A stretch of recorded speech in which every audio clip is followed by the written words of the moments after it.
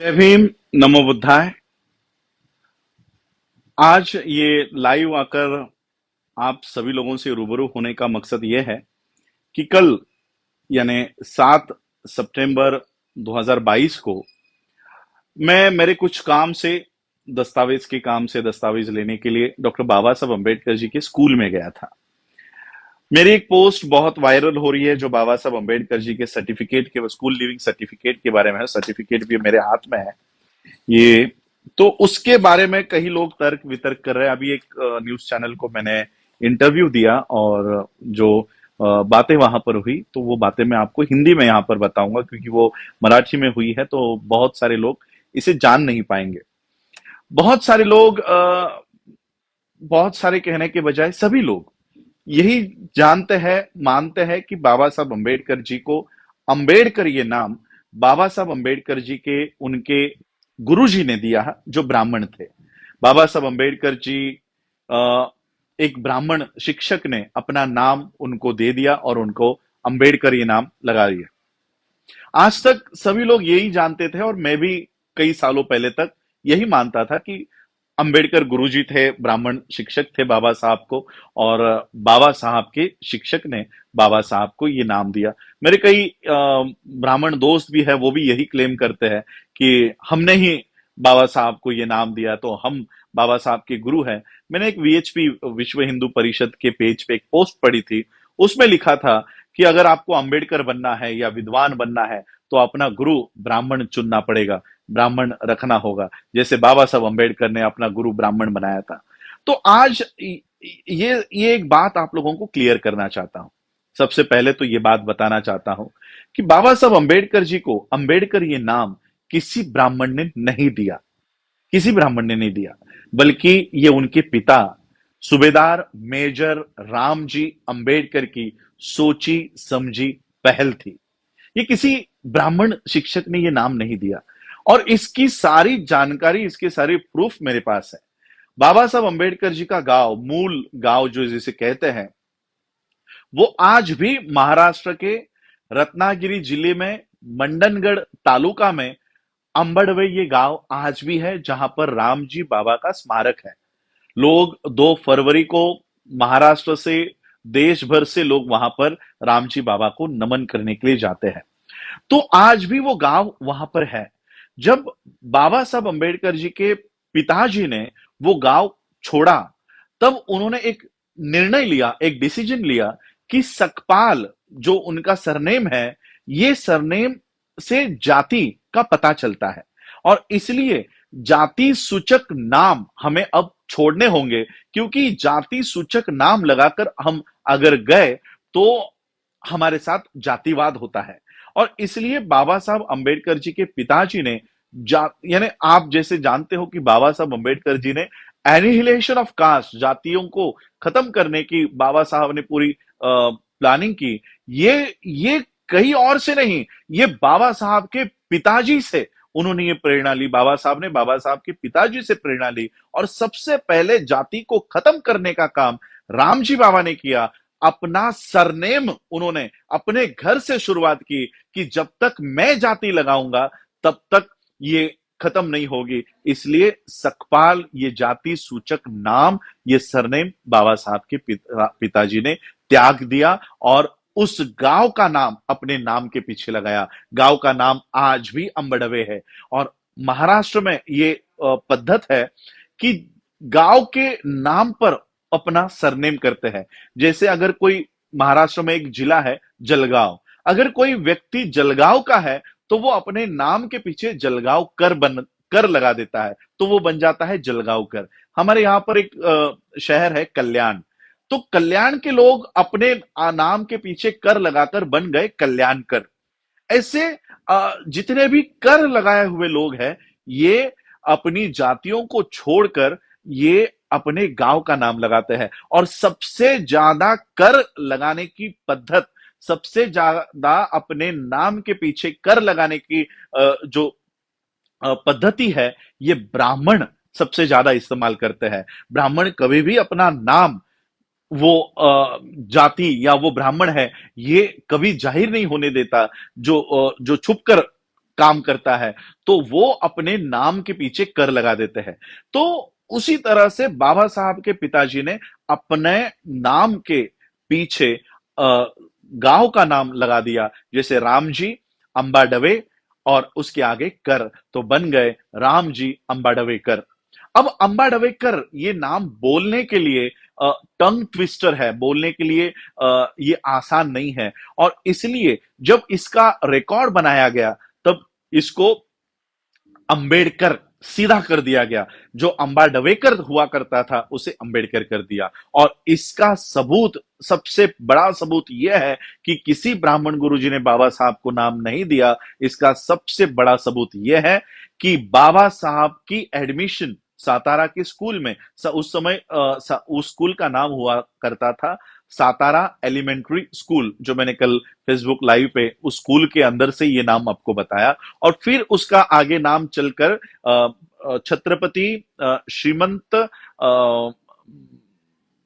Pratap Singh high school, इस तरह से वो नाम प्रताप सिंह महाराज पर, जो छत्रपति शिवाजी महाराज के वंशज है, उनके नाम पर वो नाम पड़ा। लेकिन बाबा साहब का जब एडमिशन हुआ तब उस स्कूल का नाम था सातारा एलिमेंट्री स्कूल।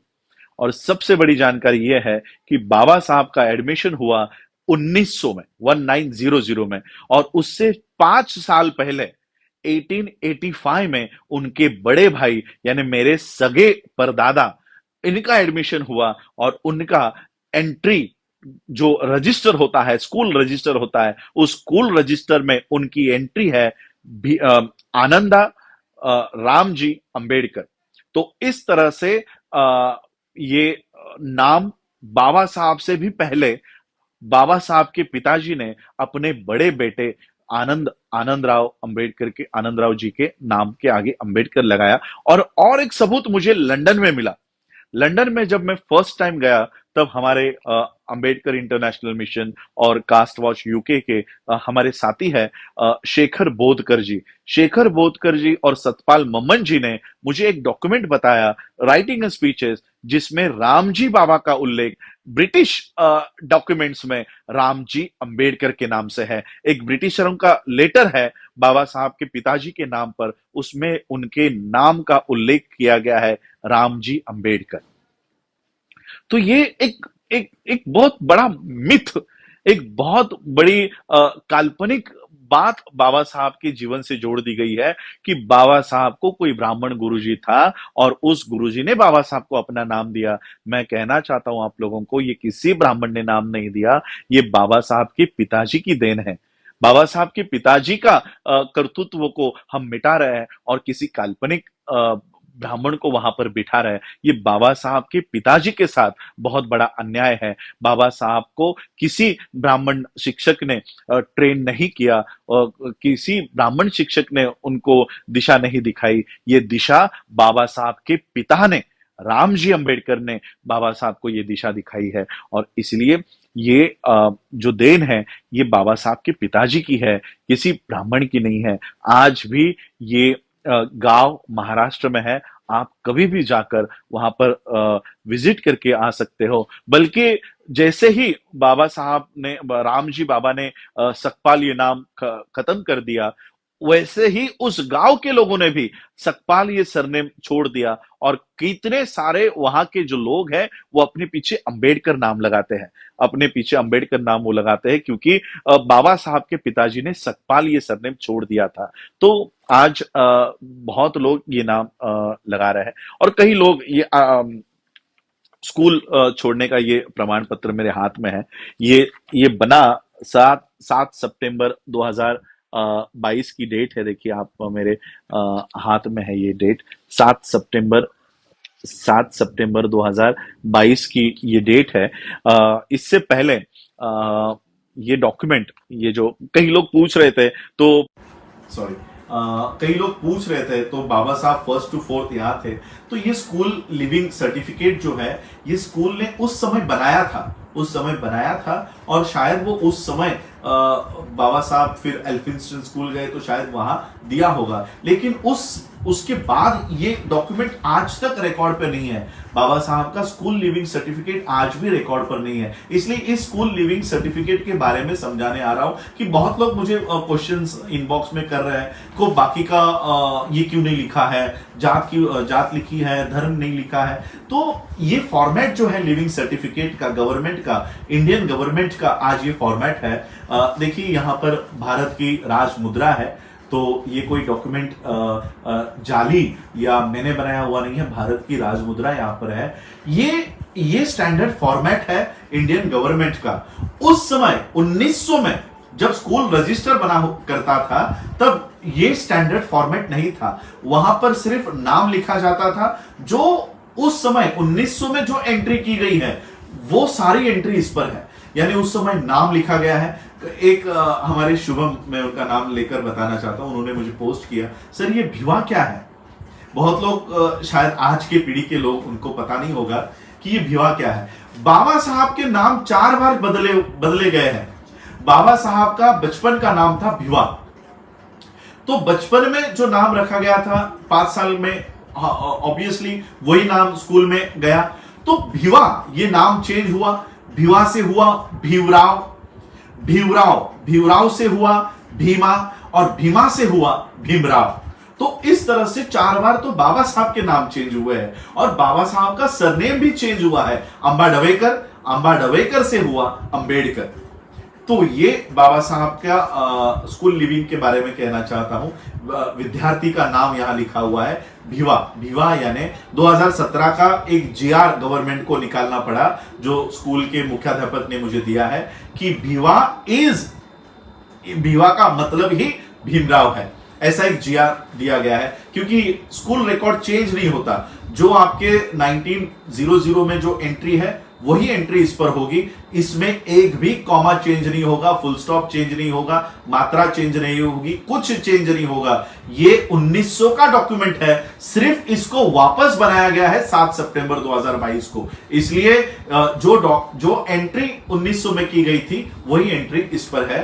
तो ये एक डॉक्यूमेंट आज रिकॉर्ड पर आ रहा है, और मुझे अभिमान हो रहा उस स्कूल में जाते समय कि जिस स्कूल के बारे में मैंने आप लोगों को फेसबुक लाइव से बताया कि जिस स्कूल के बाहर बाबा साहब बैठते थे और बैठकर जिस स्कूल से बाबा साहब ने पढ़ाई की, आज वो स्कूल के बाहर बैठकर बाबा साहब ने हमें स्कूल के अंदर, आज हमारे बच्चे एसी स्कूल में पढ़ते हैं केवल और केवल बाबा साहब की वजह से। मैं ये डॉक्यूमेंट निकालने के लिए इसलिए गया था, ये भी आप लोगों को बताना चाहता हूं कि मुझे ये जरूरत क्यों पड़ी। मेरा भतीजा है, मेरे भाई का बेटा है, 10वीं पास हुआ इस साल। अब बहुत सारे बच्चे 10वीं अभी जून में रिजल्ट आए, मेरे भतीजे का भी रिजल्ट आया, और रिजल्ट आने के बाद ऑब्वियसली स्कूल लिविंग उसको लेना है। अब स्कूल लिविंग लेने के लिए महाराष्ट्र गवर्नमेंट का एक अधिकारी है, बुद्धिस्ट अधिकारी है, अपने आप को बुद्धिस्ट कहता है। ऐसे नालायक लोग हमारे समाज में भी है जो अधिकारी बने बैठे हैं, आईएएस ऑफिसर बन गए हैं। उन्होंने एक जीआर निकाला, महाराष्ट्र सरकार के एक मुख्य सचिव, चीफ सेक्रेटरी ने, महाराष्ट्र गवर्नमेंट ने एक जीआर निकाला, और जीआर निकाल कर कहा कि बौद्धों की जात उनकी मेंशन करनी है। देखिए, मेरी जब एंट्री हुई, मेरा जब एलसी बना, स्कूल लिविंग बना, तब मेरे नाम के आगे सिर्फ बुद्धिस्ट लिखा हुआ है, ना तो महार लिखा हुआ है, ना हिंदू लिखा हुआ है, ना किसी जाति का वहां पर मेंशन है, सिर्फ बुद्धिस्ट लिखा हुआ है। अब स्कूल हमारे बच्चों को एलसी देने के लिए वो कहते हैं कि आपकी जात लिखेंगे। मैंने कहा कि मेरे एलसी पर जात नहीं लिखी, मेरे बच्चों के एलसी पर क्यों लिख रहे हो? तो उन्होंने कहा नहीं, ऐसा जीआर है। अब जीआर है तो हम वैसे दे नहीं सकते। मैंने कहा कि हमें जात नहीं लिखनी। तो उस स्कूल ने मेरे भतीजे को रिलीजन के कॉलम में हिंदू लिखकर उन्होंने सर्टिफिकेट दे दिया। सोचिए, जिस महामानव ने बौद्ध धर्म की दीक्षा इस भारत में दी, उसी परिवार के लोगों को भारत सरकार हिंदू लिखवा रही है।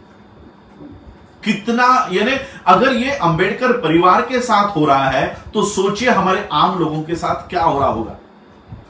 आज ऑफिशियली इस देश में बौद्धों की संख्या कम इसलिए हो रही है क्योंकि प्रशासन हम लोगों को हिंदू लिख रहा है। अंबेडकर फैमिली भी इससे छूटी नहीं है। और जब हमने उस स्कूल प्रशासन को आंदोलन करने की वहां पर हमने धमकी दी, तब उन्होंने कहा कि हम अभी तो आपको बुद्धिस्ट लिखकर दे रहे हैं, लेकिन इस 2 साल में अपने हमको कन्वर्टेड बुद्धिस्ट का दाखला नहीं दिया तो हम आपको हिंदू लिखकर फिर से एलसी जनरेट करेंगे, ये एलसी कैंसिल करेंगे और हिंदू एलसी देंगे। और तब अभी मैंने अपनी जाति का दाखिला सर्टिफिकेट नहीं निकाला है, कास्ट सर्टिफिकेट नहीं निकाला है, तो मेरा ही नहीं है तो मेरे बच्चों का कहां से होगा। अब अगर मुझे निकालना है तो मुझे 1950 के डॉक्यूमेंट्स लाने होंगे। अब 1950 के डॉक्यूमेंट्स हम 4 साल पहले के डॉक्यूमेंट्स नहीं रखते। 1950 के डॉक्यूमेंट्स कहां से लाएंगे। मेरे पिता का जन्म 1950 का है, मार्च महीने में 25 मार्च का राजगुरु में मेरे पिताजी का जन्म है। तो मैंने सोचा पिताजी के डॉक्यूमेंट्स कलेक्ट करके हम कास्ट सर्टिफिकेट निकालेंगे। तो 1950 के डॉक्यूमेंट्स जमा करने का प्रोसेस में कर रहा था और तब पता चला कि पिताजी की स्कूल ही बंद हो गई है। अब वो स्कूल में से मैं एलसी कहां से लेकर आऊं, जो स्कूल ही अब वहां पर है ही नहीं। तो फिर मैंने सोचा पिताजी का स्कूल तो नहीं है, कम से कम दादाजी का स्कूल कहां पर है वो ढूंढे, यानी मुकुंद राव जी का। तो मुकुंद राव जी की भी स्कूल वहां पर मुझे मिली नहीं। तो फिर मेरे एक कार्यकर्ता है कोल्हापुर के, सुभाष देसाई नाम के। तो सुभाष देसाई ने कहा कि सर कहां इधर उधर भटक रहे हो, यहां बाबा साहब के स्कूल में मैं अपने आंखों से बाबा साहब का रजिस्टर देखकर आया हूं। बाबा साहब का एलसी आपको सातारा के स्कूल से मिल जाएगा। और उन्होंने अपना सारा काम छोड़कर वो स्कूल में गए और स्कूल से हेड मास्टर से मेरी बात करवाई। उन्होंने कहा कि हम ये दाखिला सिर्फ फैमिली मेंबर को दे सकते हैं, किसी और के हाथ में हम नहीं देंगे और इसलिए आपको खुद यहां पर आना पड़ेगा। और फिर मैं सुभाष देसाई जी ने मुझे मैसेज दिया कि सर ये दाखिला आपके अलावा किसी को नहीं मिलेगा, इसलिए आपको आना ही पड़ेगा। तो मैं मेरे सारे काम छोड़कर मैं 7 सितंबर की डेट मैंने उनको दी और फिर मैं स्कूल में गया।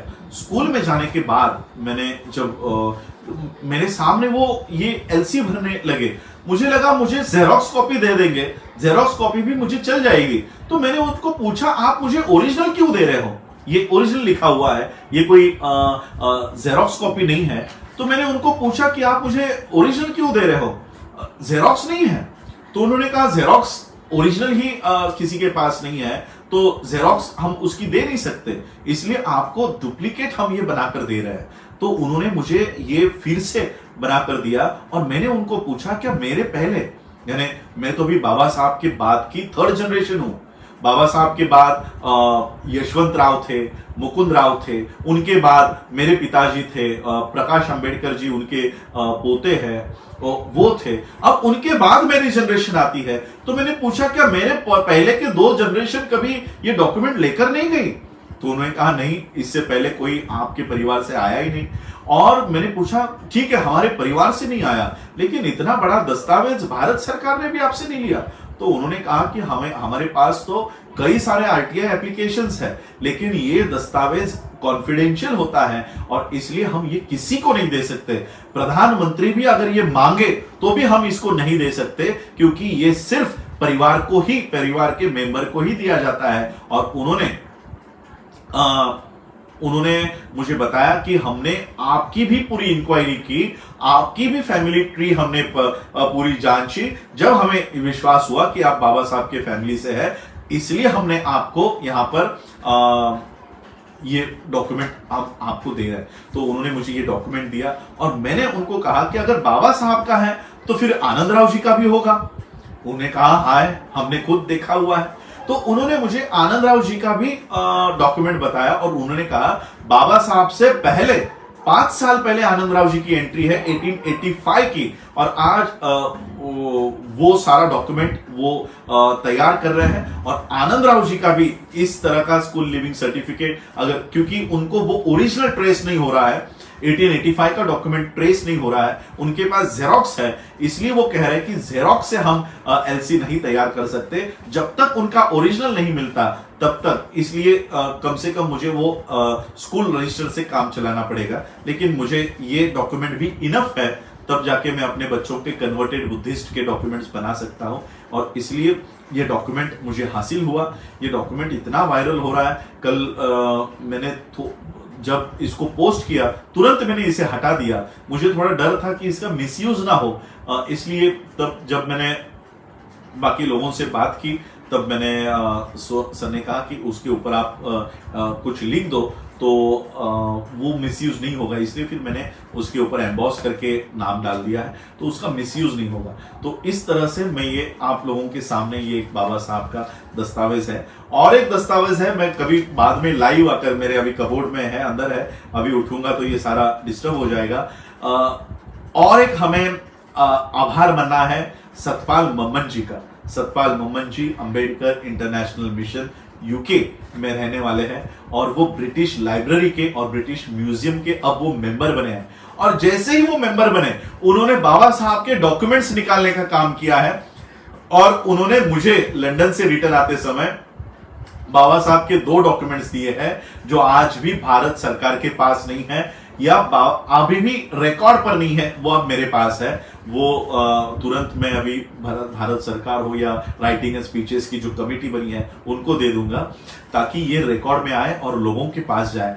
बाबा साहब अंबेडकर जी की ब्रिटिश लाइब्रेरी की एंट्री लाइब्रेरी कार्ड, जैसे आप लोग कॉलेज में जाते हो तो स्कूल का, कॉलेज का आइडेंटिटी कार्ड के साथ लाइब्रेरी आइडेंटिटी कार्ड होता है, लाइब्रेरी कार्ड होता है, उस तरह बाबा साहब का लाइब्रेरी कार्ड मुझे सतपाल मम्मन जी ने दिया। और बाबा साहब ने लाइब्रेरी कार्ड के लिए, ब्रिटिश म्यूजियम और ब्रिटिश लाइब्रेरी का मेंबर होने के लिए जो एप्लीकेशन लिखा था, वो एप्लीकेशन की कॉपी, और बाबा साहब का रिकमेंडेशन, बाबा साहब को रिकमेंडेशन किया है कि बाबा साहब मेरे स्टूडेंट है, ऑनर स्टूडेंट है, उनको ब्रिटिश लाइब्रेरी का एक्सेस मिलना चाहिए और बाबा साहब को एडमिशन देना चाहिए। ऐसा एक लेटर, रिकमेंडेशन लेटर उन्होंने मुझे दिया। ये 2 डॉक्यूमेंट मैं अपने फेसबुक पेज पे शेयर करूंगा। तो ये बहुत बड़ा ऐतिहासिक दस्तावेज है जो हमारे पास रिकॉर्ड पे होना चाहिए। मैं आज की जनरेशन को, मैं आज से 60 साल वालों के लिए, 70 साल वालों के लिए मैं नहीं कहूंगा, लेकिन आज जो 19 साल का है, 18 साल का है, या जो बच्चा आज 5 साल का है, उसको हमेशा याद रहना चाहिए कि बाबा साहब को अंबेडकर ये नाम किसी ब्राह्मण ने नहीं दिया, ये उनके पिताजी ने दिया हुआ नाम है। और बाबा साहब के पिताजी की जगह किसी ब्राह्मण को बिठाने का काम मत करो। जो काम राम जी ने किया हुआ है, जो काम राम जी बाबा का है, वो अधिकार मत छीनो। और बाबा साहब के पिताजी का, उनका जो काम है, उसको हमेशा याद रखो। बस इतना ही मैं आज लाइव आकर कहना चाह रहा था, क्योंकि अभी जो इंटरव्यू हुआ वो मराठी में हुआ, तो मराठी का वीडियो आप लोगों, शायद मेरे नॉर्थ साइड के लोग समझ नहीं पाएंगे, इसलिए मैं ये लाइव आकर फिर से ये वीडियो तैयार कर रहा हूँ। तो आप लोग हमेशा ये याद रखिए, ये तो मेरे रिकॉर्ड के लिए है, ये मेरे रिकॉर्ड के लिए है, तो फिर भी मैंने ये आपको दिया है। लेकिन एक बात हमेशा याद रखिएगा कि बाबा साहब अम्बेडकर जी का सरनेम ये बाबा साहब के पिताजी ने दिया हुआ है। तो ये एक सब्जेक्ट आज मैं आप लोगों के सामने लेकर आया था। और एक आने वाले समय में राम जी अम्बेडकर जी का चरित्र जल्दी आप लोगों के सामने प्रस्तुत करूंगा। उसके ऊपर बहुत सारा रिसर्च किया हुआ है, कम से कम 1500 किताबें पढ़ी है, 1500 किताबें। ये मेरे पास शायद इसकी कॉपी यहीं पर होगी। ये पूरी कॉपी तैयार की है बाबा साहब के पिताजी के चरित्र पर। और ये सारी बातें मैंने इसलिए रिसर्च कर पाया हूँ, इसलिए ये बातें सामने ला पाया हूँ, क्योंकि ये राम जी अम्बेडकर जी का जो काम है वो छुपना नहीं चाहिए, वो हटना नहीं चाहिए। इसलिए हम लोगों को ये काम भी करना है। तो आप लोगों ने मुझे सुना, उसके लिए आप सभी लोगों का आभार, धन्यवाद। जय भीम, जय भारत, जय हिंद।